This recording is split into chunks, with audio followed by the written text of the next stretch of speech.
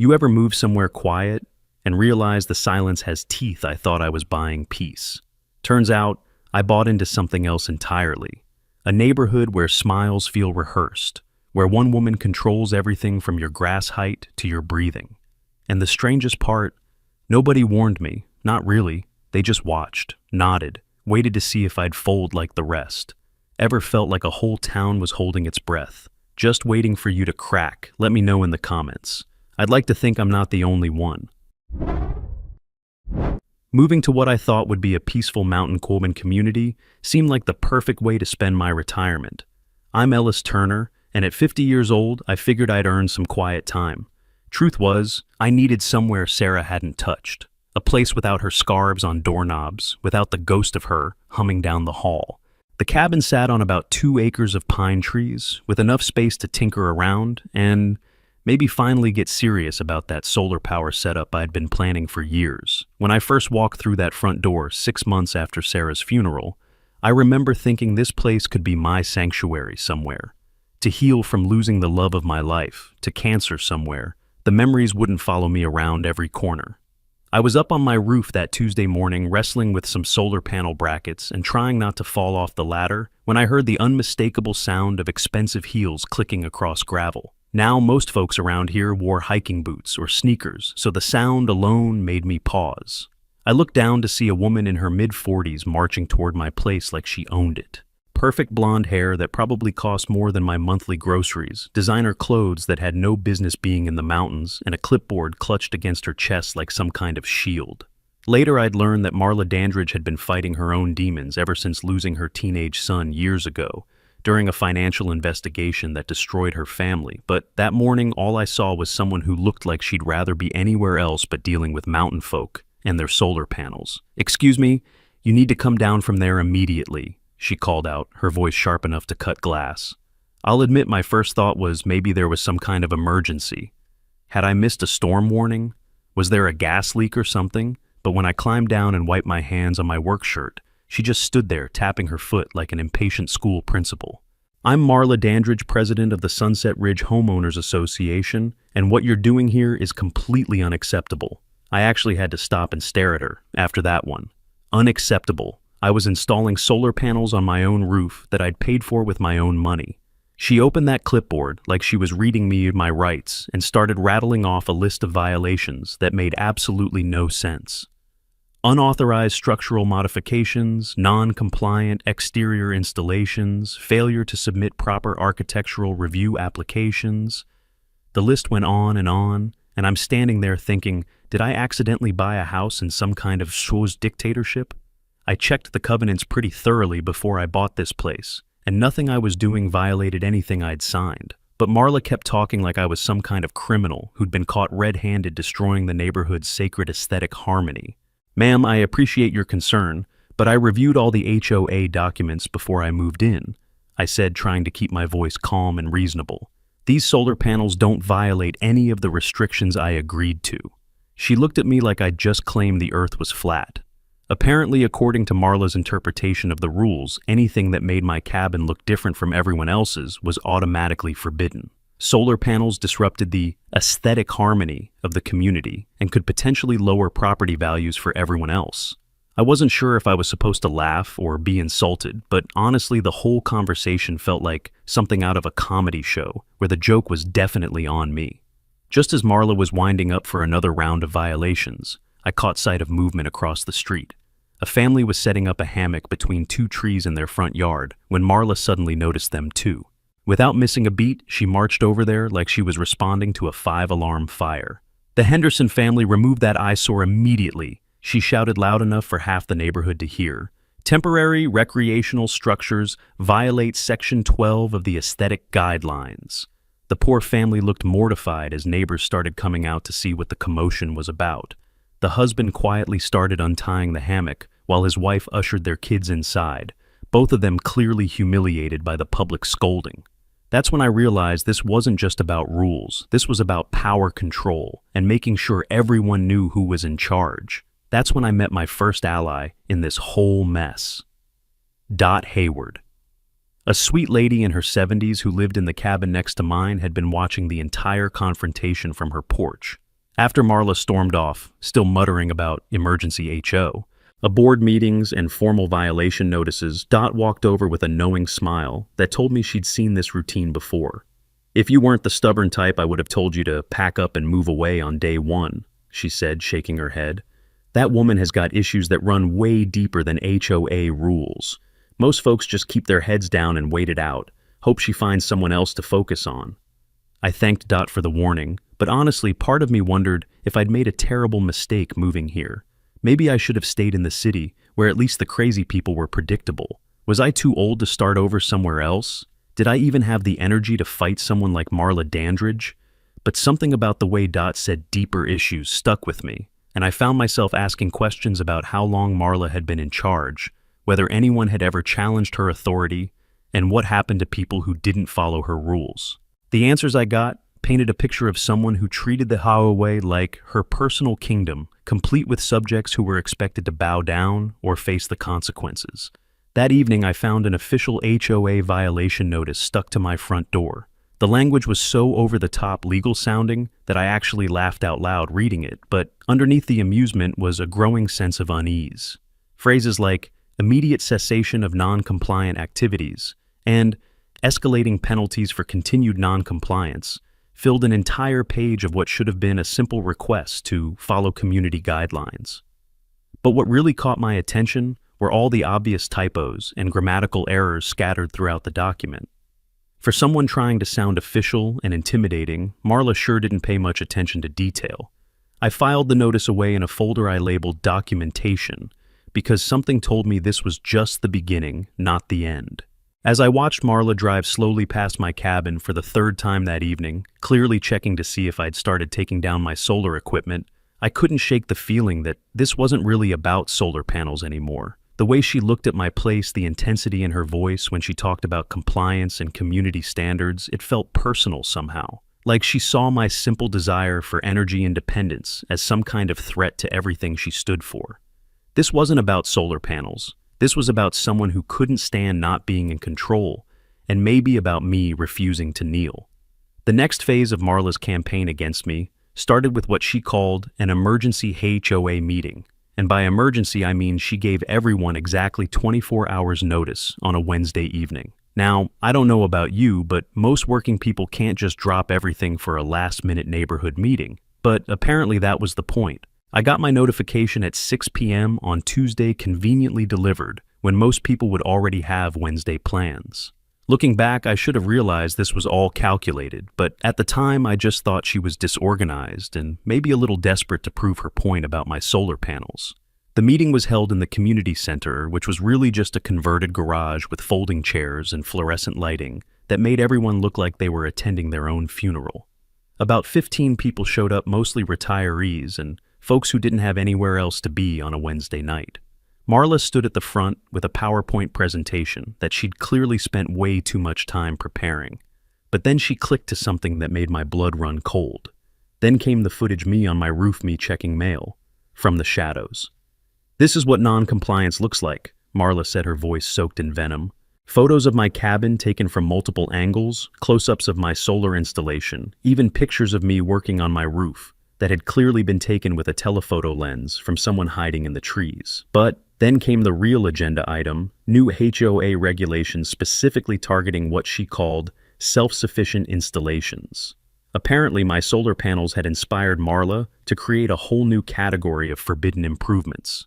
Solar panels, backup generators, rainwater, collection systems, large gardens, anything that suggested someone might not want to depend entirely on community infrastructure was now against the rules. The way she presented it, wanting energy independence was basically the same as declaring war on your neighbors. I wasn't sure if I was supposed to be insulted or impressed by how creative she was getting with her interpretation of community harmony and shared values. The vote was pure theater. Most of the people in that room had already made up their minds before they walked in, and it wasn't hard to figure out which way they were leaning. The new regulations passed by a vote of 12-3, with me being one of the 3 no votes.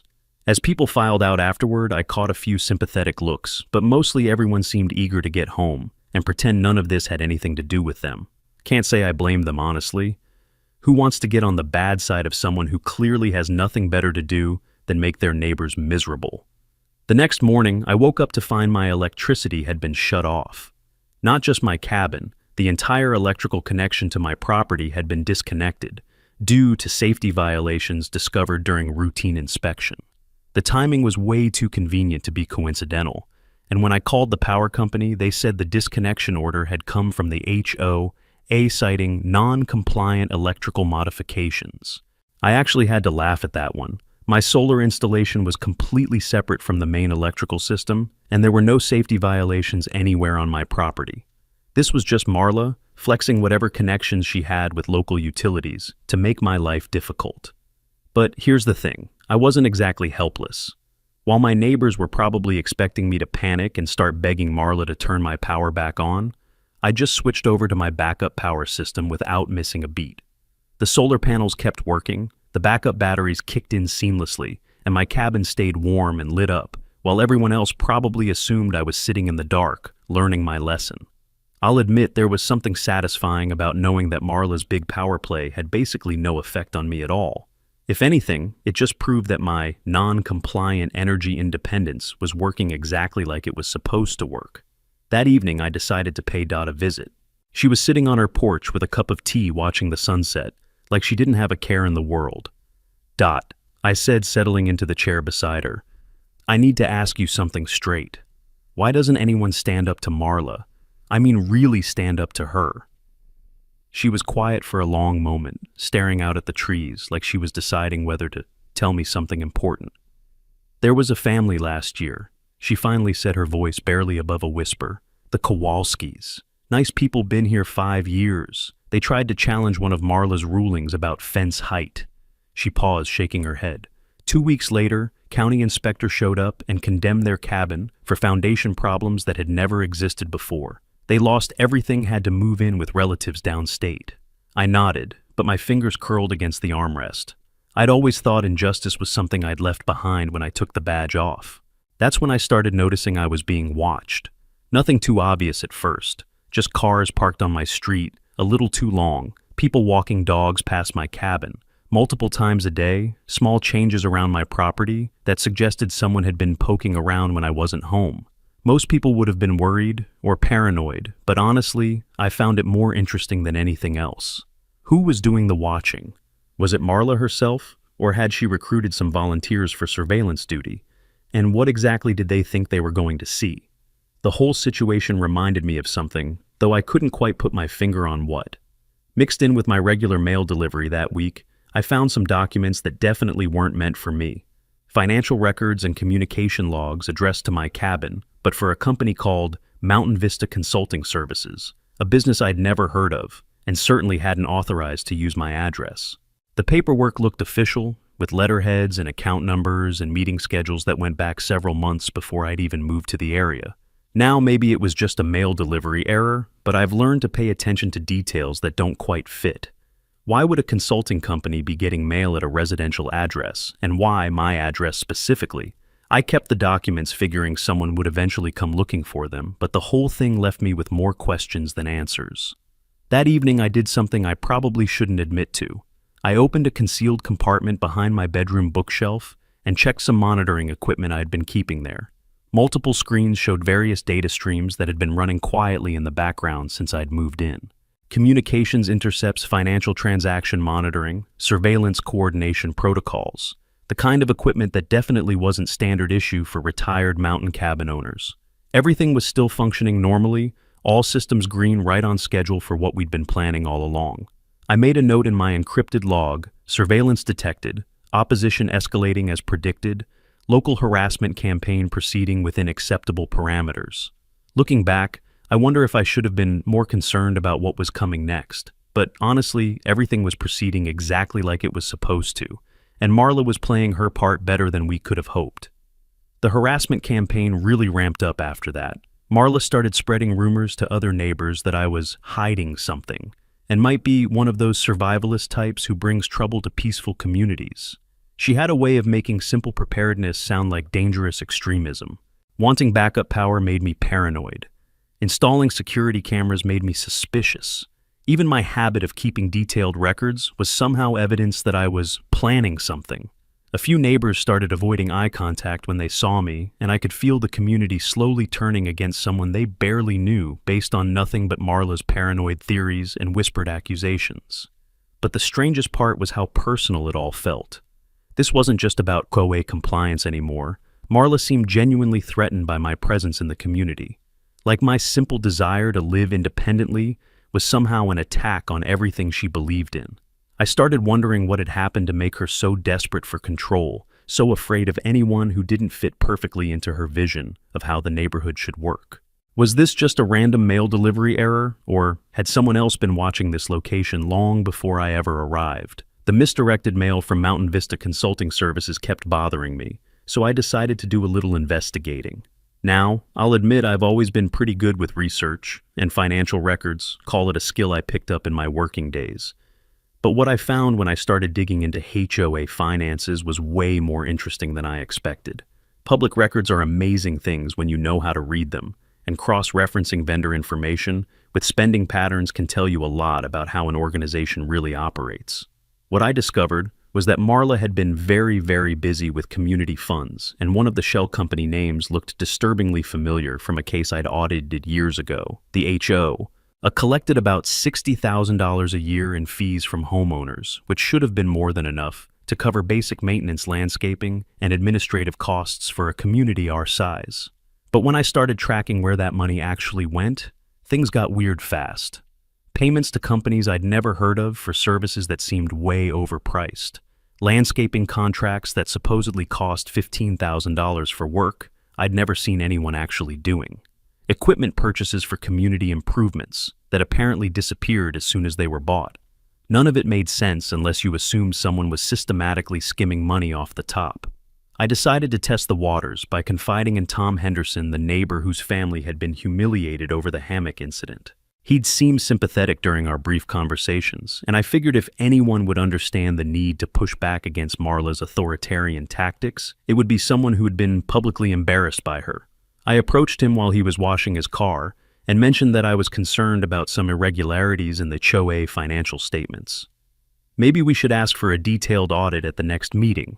I suggested keeping my tone casual and neighborly. Tom nodded enthusiastically and promised to think about it. I set up some additional security cameras around my property, partly to document Marla's harassment campaign, but mainly because I was curious to see who else might be interested in my activities. The equipment I used was probably more sophisticated than what most people would install for basic home security, but I've always believed in doing things right the first time. Professional-grade cameras with night vision motion detection, cloud storage backup, and enough resolution to read license plates from across the street. If someone wanted to keep tabs on me, I figured I might as well return the favor. The financial investigation kept getting more interesting the deeper I dug. Shell companies that existed only on paper, vendor payments that went to post office boxes instead of business addresses, maintenance contracts that covered work no one in the community had ever seen performed. Marla had been creative, I'll give her that. Instead of just stealing money outright, she'd built an entire system of fake businesses and inflated contracts that funneled HOA funds into accounts she controlled. We weren't talking about international money laundering or anything that sophisticated, but over several years, the amounts added up to tens of thousands of dollars. Around 3 a.m. on a Tuesday night, I heard footsteps on my front porch. Not the casual walking of someone passing by, but the deliberate, careful steps of someone trying not to be heard. I lay in bed listening, every sense heightened, waiting to see if whoever it was would try the door or just move on. The footsteps circled the cabin, once then faded away into the darkness. When I checked in the morning, there was no sign that anyone had been there. Was I getting paranoid, or was someone getting very good at surveillance? Then I started getting more official pressure. A notice claiming my cabin must be relocated per municipal safety requirements due to structural violations showed up one morning, complete with official letterheads and government document numbers. The notice was obviously fraudulent. You can't just order someone to relocate an entire building because of imaginary structural problems, but it was backed by convincing-looking paperwork that suggested Marla had connections within local government who were willing to help her harassment campaign. That level of coordination took planning and resources that went way beyond what a typical HOA president should have access to. I filed each page like it mattered. Maybe it didn't. Maybe nobody would read it. But if I disappeared, I wanted someone to know it hadn't started with me. Every instance of harassment, every fraudulent HOA expense, every attempt at intimidation. My approach was probably more thorough than most people would bother with, but I've always believed that if you're going to build a case against someone, you better make sure it's bulletproof. Digital copies, physical copies, timestamps, witness statements, financial records cross-referenced with public databases, the kind of evidence that would hold up under serious scrutiny. 2 days after my conversation with Tom, I received a new violation notice citing malicious spreading of unfounded accusations against community leadership. The timing was way too convenient to be coincidental. So, Tom had run straight to her. Whether out of fear or loyalty didn't matter. I'd trusted wrong, and now I was on my own. Either way, it was clear that I was more isolated in this community than I'd realized, and Marla had informants keeping her updated on everything I said and did. That evening, I made a decision that I'd been putting off for weeks. I submitted an anonymous report to the county clerk's office detailing the HOA financial irregularities. I used a public computer at the library, created a temporary email account, and made sure there was no way to trace the report back to me. It felt good to finally take some kind of action, instead of just documenting Marla's crimes. The phone call I made after submitting that report was brief and to the point. "It's Ellis. Yeah, she's escalating faster than we anticipated. I think it's time to move to the next phase." The warning call came the next morning at 6 a.m. sharp. A voice I didn't recognize, electronically distorted. "Mr. Turner, we know you filed that report. Stop digging into things that don't concern you." The caller hung up before I could respond, leaving me wondering how someone had connected me to an anonymous report filed from a public computer. As I spread the fake relocation notice next to my professional surveillance documentation and financial evidence against Marla, I realized I'd been gathering everything I needed for months.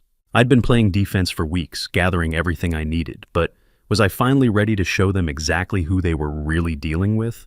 Marla's next escalation crossed a line I wasn't expecting, even from someone as unhinged as she'd proven to be.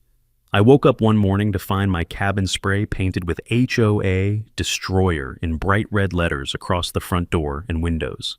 I stood there staring at those ugly red letters and felt something I hadn't experienced in years, genuine anger mixed with a deep sadness that people could be this cruel to each other over something as simple as solar panels.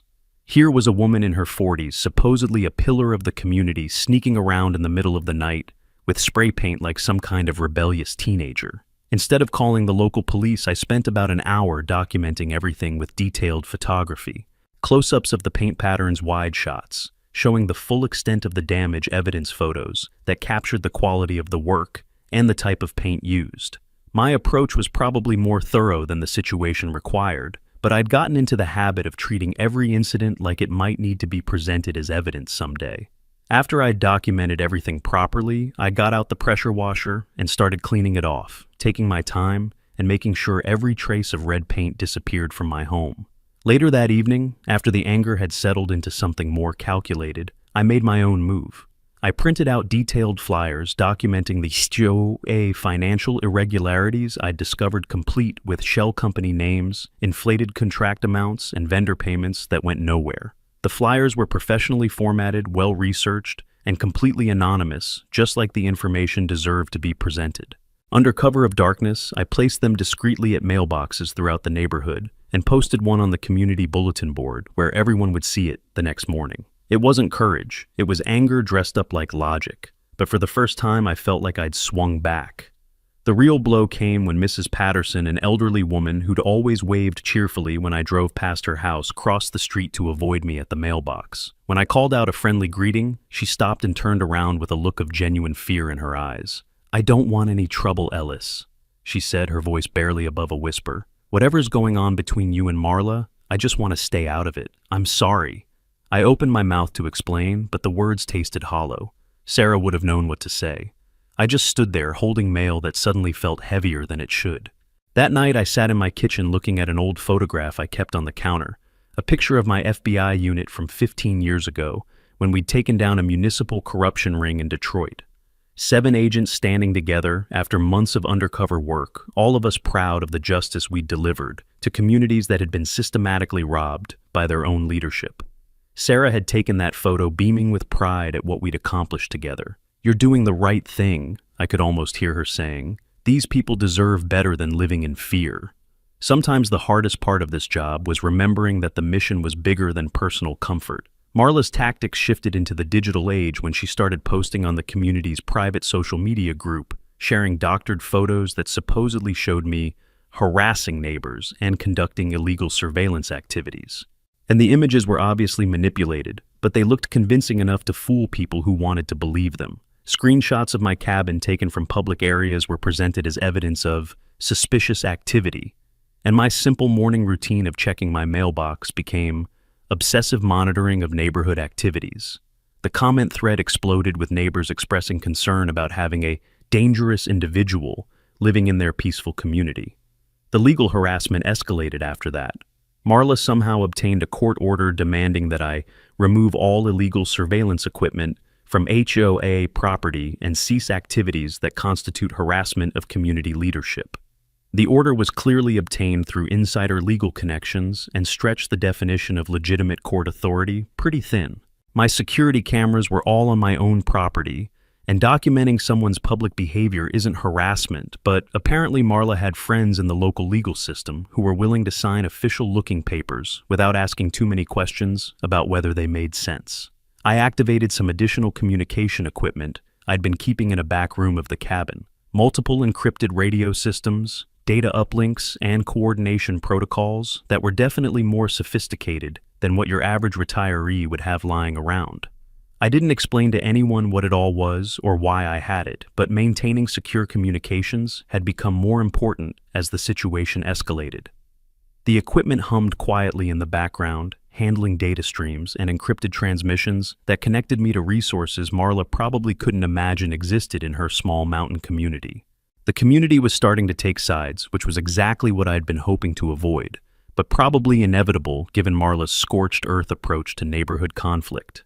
Some neighbors quietly approached me with support, sharing their own stories of Marla's harassment and control tactics over the years. But other neighbors avoided me completely, clearly afraid of becoming Marla's next target if they were seen as friendly with the neighborhood troublemaker. Marla's desperation was becoming obvious to everyone with eyes to see. She was having increasingly heated phone conversations on her porch, clearly coordinating with someone about escalating tactics beyond anything she'd tried before. As I sat on my porch that evening, watching Marla pace around her house while talking animatedly on her phone, I couldn't help but wonder what she was planning next.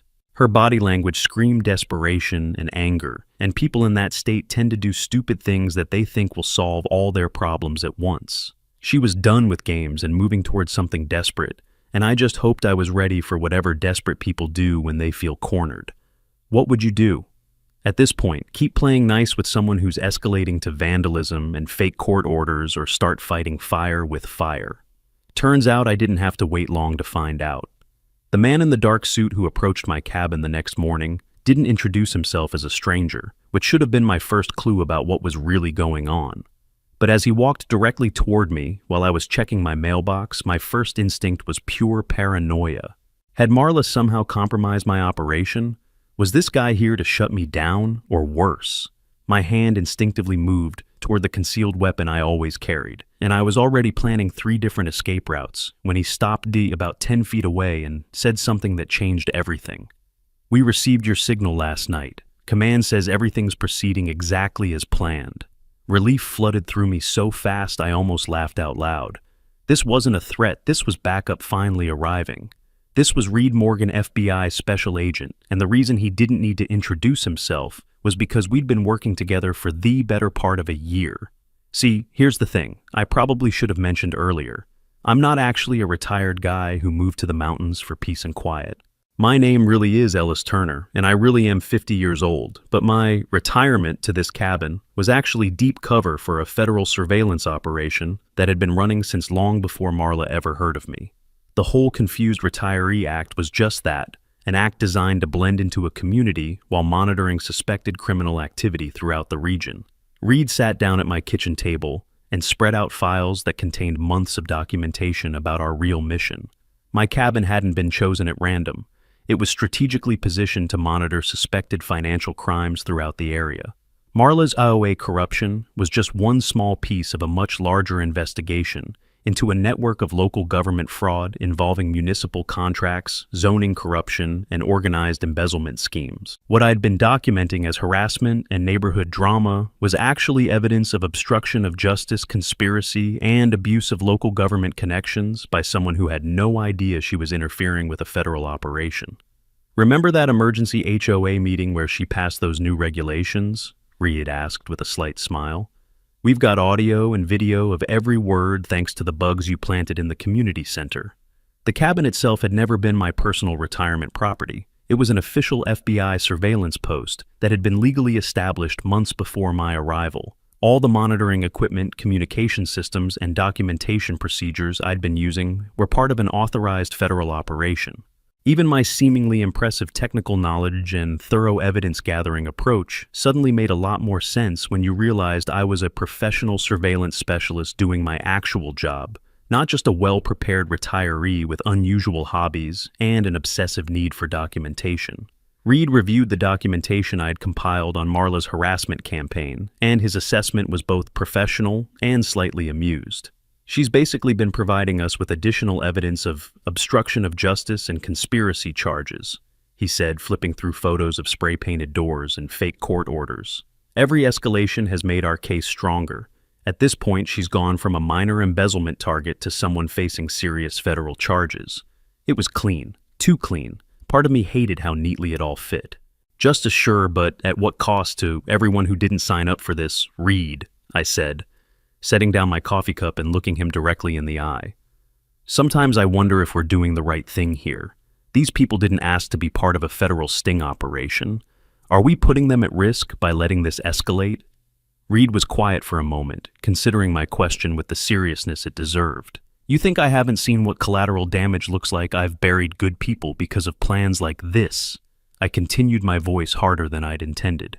Reed leaned back in his chair, understanding the weight behind my words. "Ellis, these communities have been getting robbed blind for years. Someone has to stop it, and sometimes that means letting the criminals dig themselves deeper before we can build an airtight case." We spent the afternoon reviewing intercepted communications that revealed the scope of what Marla was planning next, and the scale of the broader conspiracy became clear. "This isn't just about your neighborhood," Reed explained, pointing to a map with red pins marking locations across 3 counties. "We've identified at least 6 other HOA communities involved in similar schemes. Marla's group is part of a coordinated network that's been systematically targeting rural and retirement communities where oversight is minimal and residents are less likely to fight back." The realization that this was so much bigger than local corruption made me understand why the Bureau had committed so many resources to this operation.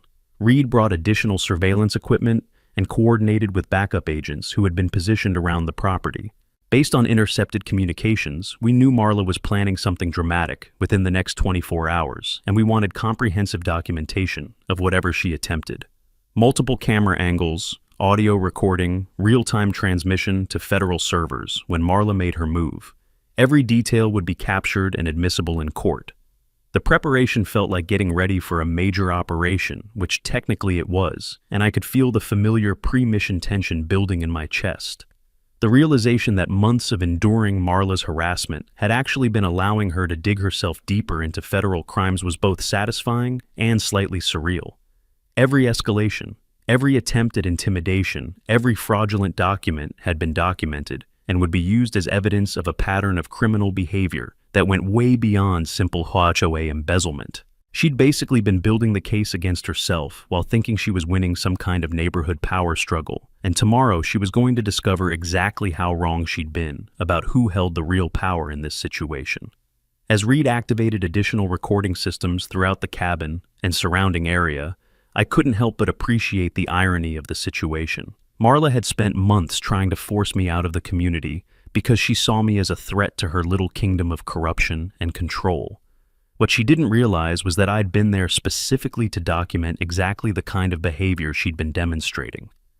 When Reed mentioned that intercepts suggested she was planning to permanently solve the Ellis problem, within the next day, I instinctively glanced toward the drawer where I kept my service weapon and backup equipment.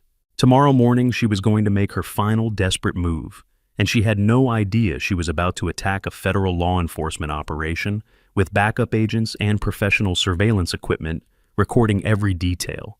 Early morning 6 a.m. sharp, two men dressed in convincing police uniforms approached my cabin with official-looking equipment and attitudes that screamed law enforcement authority. They weren't actually law enforcement. Of course, they were hired muscle that Marla had found through her corrupt connections, paid to arrest me on fabricated charges and confiscate my illegal surveillance equipment. The uniforms looked authentic, the badges seemed official, and their aggressive demeanor was exactly what you'd expect from cops executing a serious warrant. If I'd actually been the confused retiree I was pretending to be, I probably would have been terrified by the whole performance. I finished my coffee slowly as the pounding began, no need to rush. Police. Open this door immediately, we have a warrant. The shouting was loud, intimidating, designed to create panic and force immediate compliance through fear and authority. Classic psychological pressure tactics that work great on people who aren't expecting them. I glanced at my watch and noted the time, 6 a.m. exactly. Right on schedule, just like Reed and I had predicted based on the intercepted communications. Everything was proceeding exactly according to plan, and Marla had no idea what she was walking into. I took my time walking to the door, pausing to rinse my coffee mug and check that all our recording equipment was functioning properly. The fake cops kept pounding and shouting, getting more aggressive as I took longer to respond.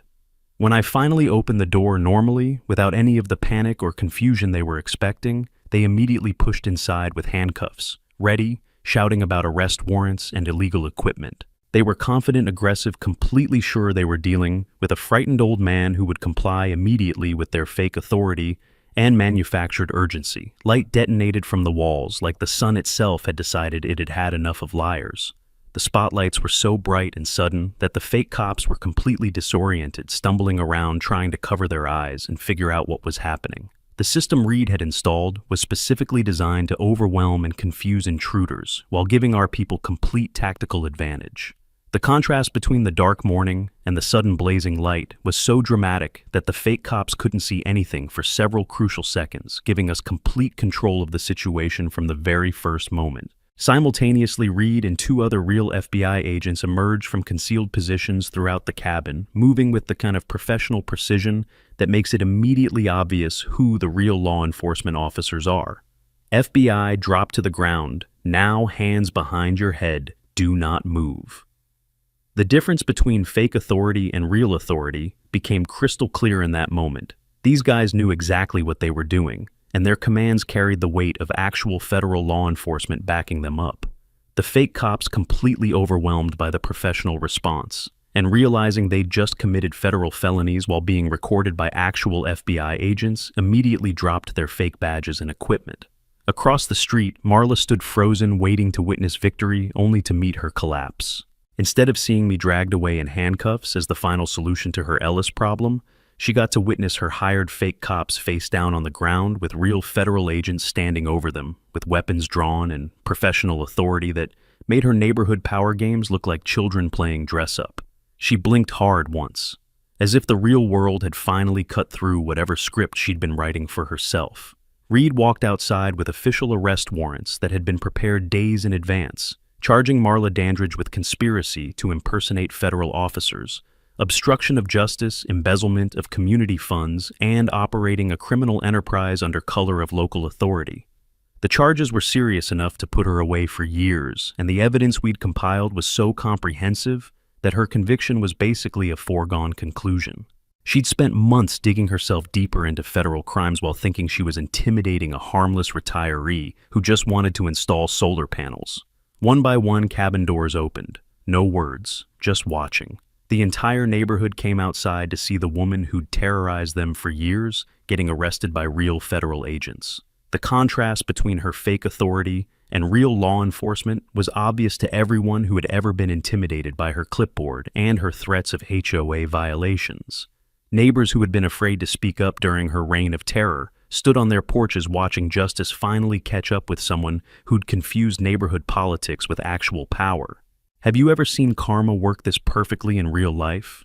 When someone who abuses fake authority meets people with real authority, the fake cops were arrested and removed, quickly processed efficiently by agents who clearly had experience dealing with people who impersonate law enforcement officers. Marla's arrest was documented thoroughly, every step handled with calm federal professionalism that contrasted sharply with the chaos and intimidation tactics she'd been using for months. Everything was recorded, everything was by the book, everything would hold up in court when her case finally went to trial.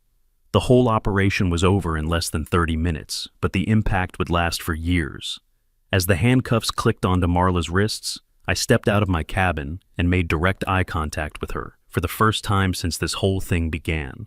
She'd spent months thinking she could intimidate a simple retiree who just wanted to install solar panels and live quietly in the mountains. She'd escalated from harassment to vandalism to fraud to conspiracy to impersonate federal officers, all because she couldn't stand the idea of someone in her community who wouldn't bow down to her authority.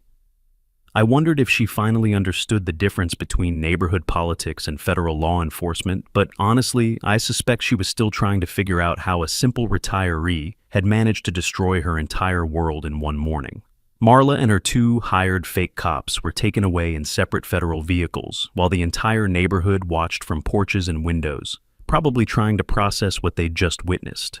The woman who had controlled their community through fear and intimidation for years had been handcuffed and arrested by real federal agents for crimes most people only see in movies. I finally explained my real identity to the gathered neighbors, reassuring them that the investigation was never about them personally, and that they'd been completely safe throughout the entire operation, even when it probably didn't feel that way during the months of escalating tension. Reed provided a brief explanation to the community about what had really been happening. Marla faced multiple federal felony charges, including conspiracy fraud, embezzlement, and impersonating federal officers. The investigation had revealed corruption, extending beyond the HOA into local municipal contracts and zoning decisions that affected multiple communities throughout the region. Several local officials who'd been helping Marla with her harassment campaign would also face charges once we finished processing all the evidence we'd collected over the past 6 months. The scope of the corruption was bigger than anyone in the neighborhood had imagined. The legal consequences came down exactly like we'd expected. Months later, Marla received a substantial federal prison sentence, not just for the HOA embezzlement, but for her connections to a broader network of local government corruption that had been stealing money from communities throughout the area. The fake cops she'd hired also received federal sentences for impersonating law enforcement officers, which turns out to be a crime that federal judges take very seriously. Her little kingdom of neighborhood terror had cost her everything, and she'd probably be in prison long enough to forget what the HOA rules even said. Reed informed me that the surveillance operation had achieved all its objectives and then some. The cabin could remain as my actual residence if I chose. The FBI would transfer legal ownership to me as part of my operational compensation package. After 6 months of pretending to be a retiree, the idea of actually retiring to a mountain cabin was starting to sound pretty appealing. I'd earned some peace and quiet, and this place had grown on me despite all the drama with Marla. Pretending to retire brought me here. Staying felt right.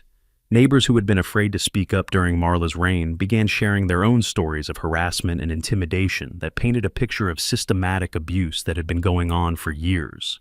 Many apologized for avoiding me when Marla's smear campaign made them suspicious, explaining that they'd learned to keep their heads down and avoid becoming her next target. It was sad to realize how much fear one person could spread through a community when people didn't know they had options for fighting back against someone who abused whatever authority they could grab. A new HOA council formed. Every rule Marla had written was burned. The new leadership held transparent elections with actually competent people who were interested in community improvement rather than power and control. All of Marla's petty rules and harassment policies were immediately reversed, and suddenly people could install solar panels and plant gardens and make improvements to their own properties without having to get permission from someone who treated homeownership like a privilege she could revoke at any time. The difference was remarkable. Instead of walking around looking worried about the next violation, noticed neighbors started waving to each other and actually talking about projects they wanted to try. Dot brought homemade apple pie to my porch a few weeks later, the first of many conversations we'd have about what had really happened and what it meant for the future of the community. "I never asked what you really did for work, son, but thank you for staying put when most folks would have just moved away," she said, settling into the chair beside me with that knowing smile I'd grown to appreciate. "You didn't run? That's rarer than people think." Her words meant more to me than she probably realized because the whole point of operations like this is to protect communities from people who abuse whatever authority they can grab. Over the following months, the neighborhood transformed from a fearful, divided community into a place where people actually wanted to live and invest in long-term improvements. Neighbors helped each other with projects, organized genuine community events like seasonal barbecues and holiday decorating contests, and worked together on real improvements rather than following arbitrary rules designed to give one person control over everyone else's lives. It was amazing to see what people could accomplish when they weren't afraid of being reported to the HOA police for having the wrong color mailbox or planting flowers in the wrong spot. I decided to keep the cabin as my genuine retirement home, maintaining the solar power systems and some basic security monitoring for actual personal use rather than federal surveillance. For the first time in months, I was actually living the quiet mountain retirement I'd been pretending to have. Kids started riding bikes in the streets again, people left their garage doors open while working on weekend projects, and you could actually hear laughter echoing between the cabins on summer evenings. The transformation reminded me why communities are supposed to work in the first place, people helping people, not people controlling people. The broader impact of our operation helped expose municipal corruption affecting multiple communities throughout the region. New oversight measures were implemented for HOA financial management, and Marla's case became a textbook example of how small-scale abuse of authority often connects to larger criminal networks that most people never see coming. Federal investigators were able to trace her connections to other corrupt officials and businesses that had been stealing from communities for years, leading to additional arrests and prosecutions that cleaned up local government throughout the area. People like Marla think they are the law until they meet someone who actually enforces it. She confused neighborhood politics with real authority, and that confusion cost her everything she thought she controlled. But more than that, she forgot that real power comes from serving people, not controlling them. When you spend your time intimidating and harassing people instead of actually helping your community, you're not a leader. You're just a bully with a clipboard who eventually runs into someone bigger than you are. As I sit on my porch these days, watching genuine community cookouts in what used to be Marla's tightly controlled neighborhood, I'm reminded that most bullies are really just scared people who think control equals safety. But somewhere out there, there's probably another Marla building her little empire thinking local politics makes her untouchable. Most of them never learn what real oversight looks like. Marla just picked the wrong cabin to mess with. The mountains didn't remember her clipboard, just her silence.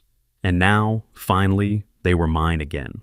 Funny how peace doesn't feel like fireworks, it just feels like stillness, like no one watching, no one waiting to pounce, just wind in the trees and kids laughing down the road. Maybe the real lesson here is that power built on fear collapses the moment someone stops flinching. If you stuck around this long, I'd love to hear what you think. Ever been up against someone like Marla? Or maybe been Marla without realizing it? Either way, drop your thoughts in the comments. Thanks for sticking with me. Catch you in the next one. That's a wrap from QA Stories, but don't go far. There's plenty more drama, twists, and unbelievable stories waiting for you on our channel.